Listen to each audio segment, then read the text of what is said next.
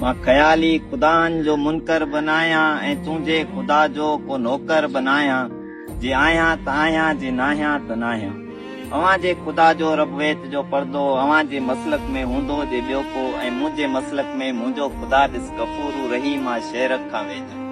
अवां जे ख़ुदा वटि क़तल आहे जाइज़ ऐं मुंहिंजे ख़ुदा वटि क़तल ॾोह आहे। अवां जे ख़ुदा वटि दलीलनि जी ॿोली हली की न सघंदी त वकीलनि जी ॿोली, ऐं मुंहिंजे ख़ुदा वटि हुजत बि हले थी, हू मुंहिंजी ॿुधे थो, मां हुनखे ॿुधां थो। मयूर रक़्स में मां आहियां त मूंसां नचे थो, लिखां थो जॾहिं मां त मूंसां लिखे थो।